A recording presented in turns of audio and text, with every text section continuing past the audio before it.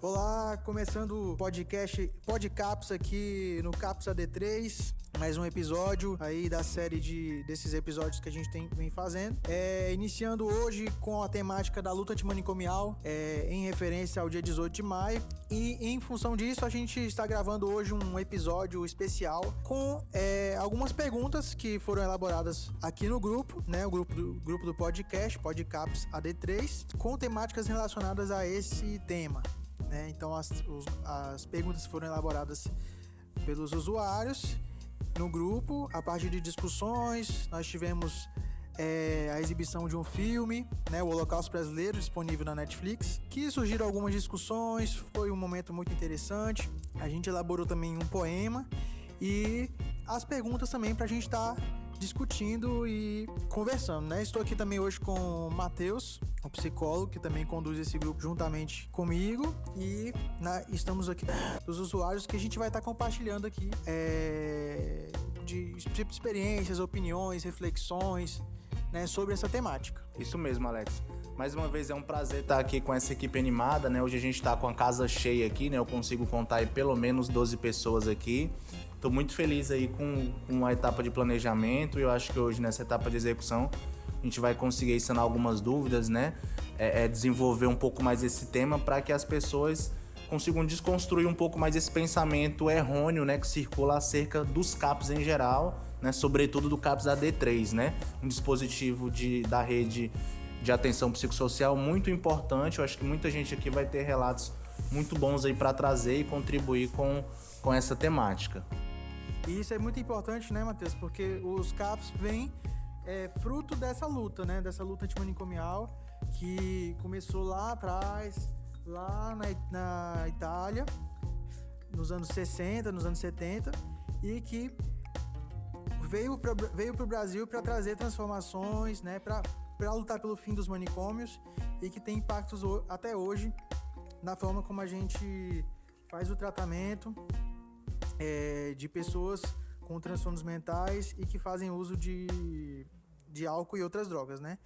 Então, nós já vamos iniciar as perguntas, né? O que significa manicômio para você? O manicômio que eu conheci o livro, né? Eu li o livro O Holocausto Brasileiro, e era um lugar que era mandadas pessoas até que não tinham problemas nenhum, né? Eu lembro da história da filha de um fazendeiro que se envolveu com um peão. O fazendeiro não gostou e mandava para lá, né? Entre outras pessoas aí que não se encaixavam na sociedade naquela época. Eu conheci um homem também, ele tem uns quase 80 anos, conheci ele nos Narcóticos Anônimos. Ele ficou internado num manicômio bem antigo mesmo, o pessoal dava eletrochoque, entre outras coisas, né? Eu fui internado numa clínica em 2014, e eu tomo remédios psiquiátricos e trocaram todos os meus remédios. Eu fui parar já num hospital psiquiátrico, né, que já é outra coisa. Mas mesmo assim me amarraram lá, me deram injeção paralisante e me obrigaram a ficar lá 40 dias trancado sem poder sair, né? Então é isso aí. Mas de lá pra cá o que eu vejo assim, que houve uma certa evolução, né, no tratamento. Eu me chamo Felipe, eu já fui internado 5 vezes em clínica de contenção, né, que a família paga e pega a força de sequestro, e fui internado 5 vezes nas 5 vezes que eu fui internado todas as vezes eu fui amarrado, porque tipo assim, se a gente ficar lá dentro, se a gente ficar brabo, eles amarram. Só que já teve vezes que eles me amarraram, não sei como eu já consegui desamarrar. E as 5 vezes que eu fui internado em clínicas de contenção, todas as vezes eu já vi pessoa apanhando, tipo assim, se tentar fugir e não conseguir fugir, eles pegam, quebram no pau e te medicam, que depois você fica 3 dias lá mijando ou se cagando na roupa. E eu mesmo já aconteceu comigo. Na minha primeira internação, na hora que eu cheguei lá, o cara falou assim: você vai ficar aqui de 6 meses a 2 anos. Eu falei: rapaz, eu não fico aqui uma semana. Aí na mesma da hora eu já subi no muro e pensando que não, o coordenador veio correndo: ei, vem falar com tua mãe aqui, vem falar com tua mãe aqui. E eu pensei assim que era que eu ia falar com minha mãe, ia ligar pra ela, ia falar: ei, mãe, me tira daqui, e ela ia me tirar. Aí na hora que eu despulei o muro, eles começaram a me quebrar e me apagaram. Aí pensando que não, depois na hora que eles me apagaram, que eu acordei, eu corri de novo no muro. Aí na hora que eu corri no muro, eles me amarraram igual amarra porco, me amarraram com corda, que eu tenho até cicatriz aqui no braço. Aí depois me desamarraram, me botaram dentro de um buraco lá, um buraco de uns 4 metros. Eu almocei dentro desse buraco. Aí só que com 3 dias, ele descobriu que eu não era só um cara usuário de droga. Nessa época eu era traficante, né? Aí descobriram que eu era traficante e tal, aí ficaram com medo. Aí ligaram pra minha família e me botaram pra outra clínica. Eu cheguei nessa outra clínica lá, tinha um cara internado que estudava pra ser policial federal. Aí descobriu que eu era usuário e era envolvido com crime. Eu cheguei lá, dopado lá, o cara me deu um murro no nariz lá e desceu sangue em mim. Aí o que acontece? Essas clínicas aí é tudo... é um depósito de humano. Faz os entes queridos bota o familiar lá achando que vai ajudar. Tem vezes que faz perder a família lá. Porque teve um policial aqui que era o finado Davi, que internaram ele em São Paulo. Chegou lá dentro da clínica, lá ele, polícia, teve uns caras lá que era bandido, quando dava fé, enrolaram ele no colchão e tocaram fogo, ele morreu dentro da clínica. Obrigado, Felipe, por essa contribuição, né? Lembrando que a gente está usando pseudônimos aqui, tá, pessoal? Mas agradecer essa contribuição do Felipe, eu acho que ela vem muito na direção da pergunta mesmo, foi bem legal. E assim, isso faz um pouco a gente entender a importância desse movimento, né? Da luta, né? Pra gente desconstruir práticas como essa, né? Acabar com ambientes em que promovem esse tipo de prática que te torna praticamente objeto, né? A filosofia vai chamar isso de reificação do humano, né? Reificar a pessoa, né? Tornar a pessoa um objeto, né? Então tu é um objeto, então tu pode ser jogado dentro de um buraco, tu não tem dignidade, né? Tira qualquer tipo de condição que te aproxime do humano, né? Então, obrigado por essa contribuição, filho. E é interessante também, Matheus, é que os relatos que vocês estão trazendo aqui, né? Tem a ver com isso, que as práticas ainda existem, ainda permanecem. Apesar dos manicômios terem acabado, de certa maneira, mas as práticas ainda persistem, ainda existem, né? De certa forma.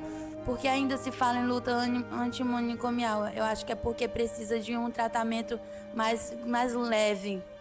Eu acho que ainda existe a luta antimanicomial porque, que nem o pessoal fala aí, né? Tem essas clínicas aí que tem um tratamento pesado, que nem o colega ali falou, jogar no buraco, né? Levar porrada.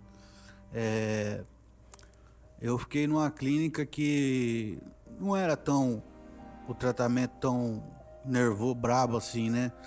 Mas mesmo assim eu tomava remédio, eles me davam meu remédio lá, e depois, por revelia lá da psiquiatra, me trocaram todos os meus remédios.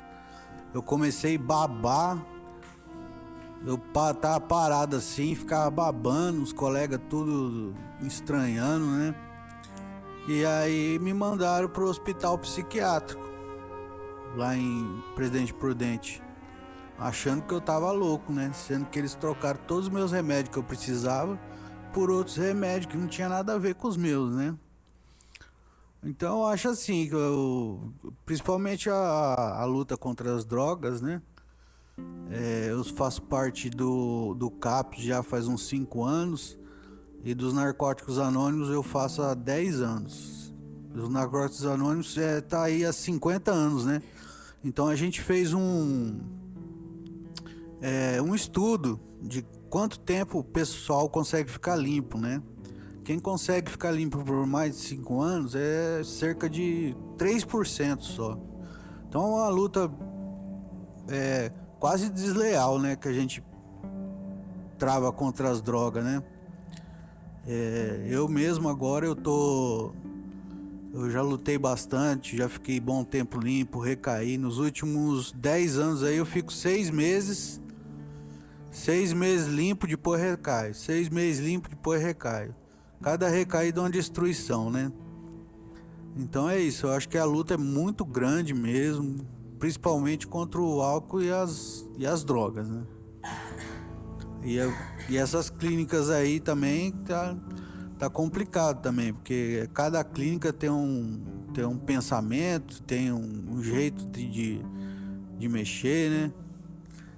Tem clínica que escraviza, tem clínica que agride, tem de todo tipo. Obrigado.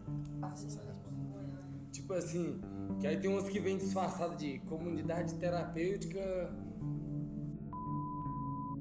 Aí eles falam comunidade terapêutica, né?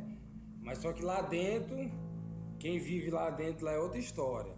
Aí tipo igual tem a clínica aqui que é a melhor clínica da região norte do Brasil, que é a... E aqui ele só é fechado, ele só pega mais gente do estado, que a lapada é maior para ganhar dinheiro. Eu já fiquei internado lá 9 meses. Já fiz vários resgates junto com ele, não ganhava um centavo. Ele só queria me usar. E minha mãe pagando. Aí o que acontece?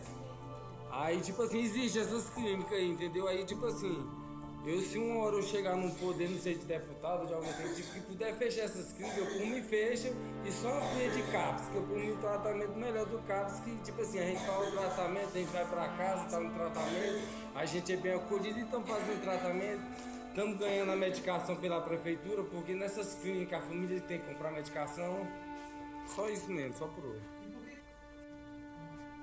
Eu também tive internado lá no AD.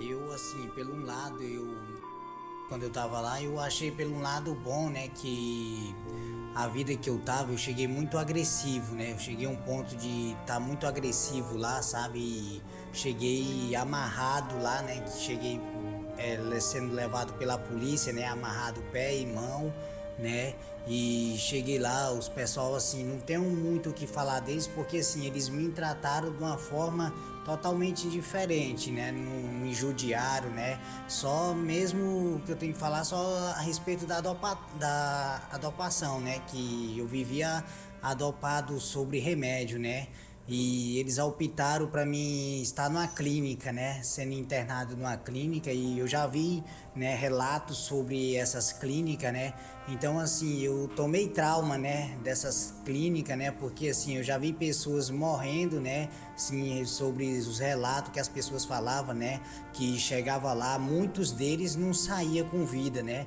muitos era judiado, igual o rapaz ali falou, né, que era amarrado, né, batia quando não fazia o que eles mandavam, batia, né, outras vezes levava até choque mesmo, né, e passava a noite no meio do tempo, né, frio, né, naquele tempo frio, né, de chuva, passava chuva, frio, ali tipo piscina, pelado, né.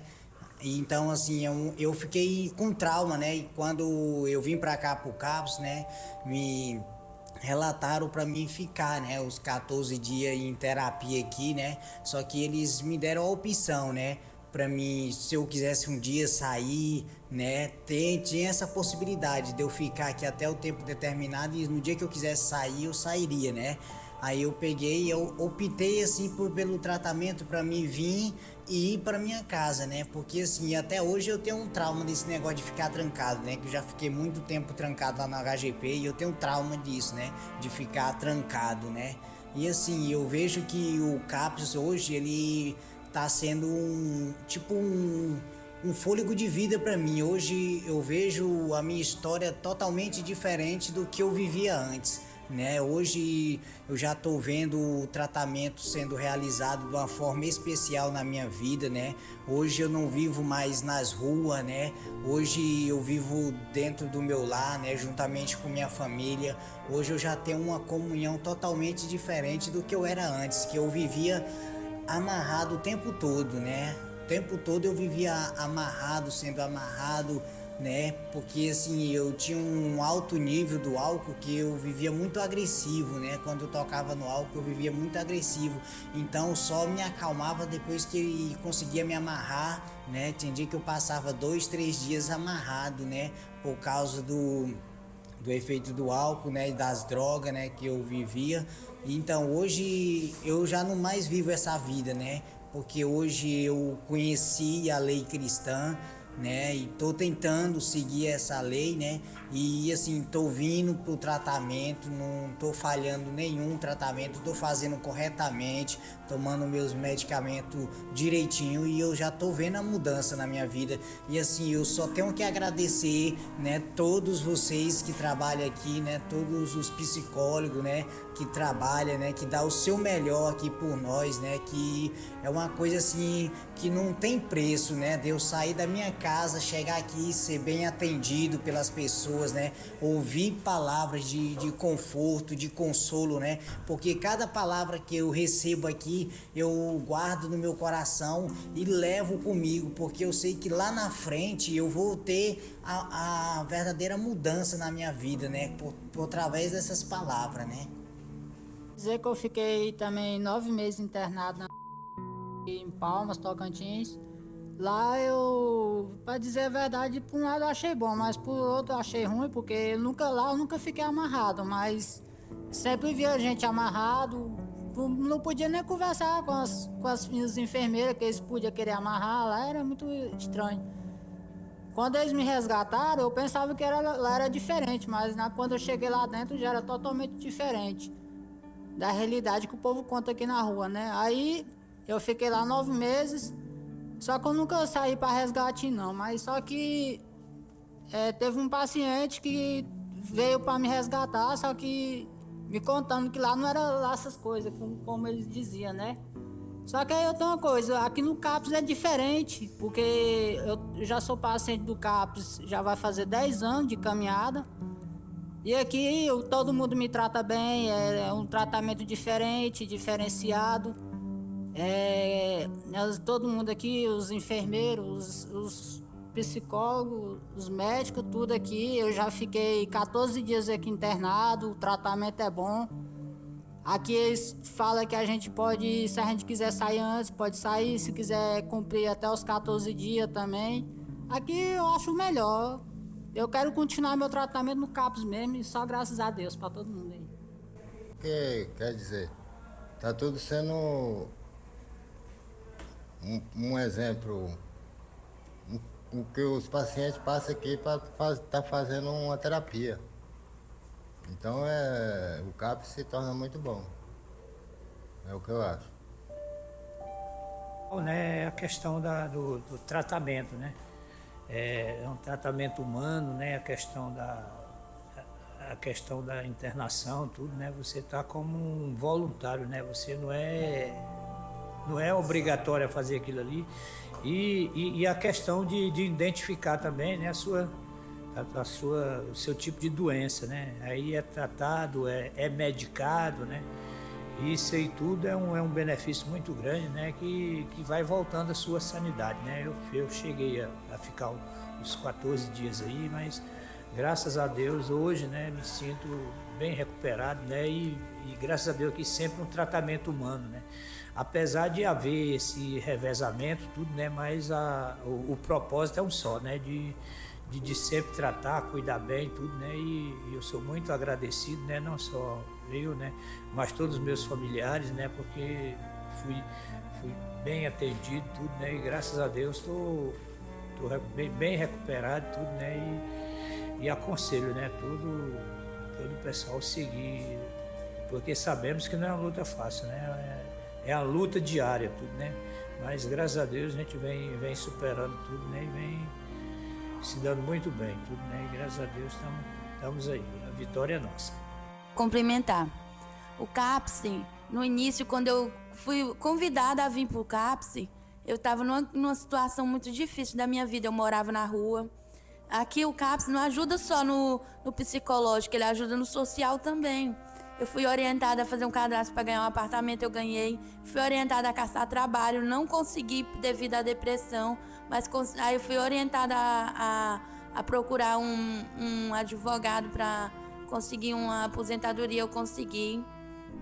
Então, o CAPS não é só psicológico, tem o social também. Então, o que acontece? Tem vezes que algumas pessoas vêm pro CAPS e acaba achando uma família, porque minha família sempre foi distante de mim, né? Desde criança eu sofri negligência familiar e o CAPS para mim tem sido uma família. Eu adoro vir para cá, portanto eu venho todos os dias.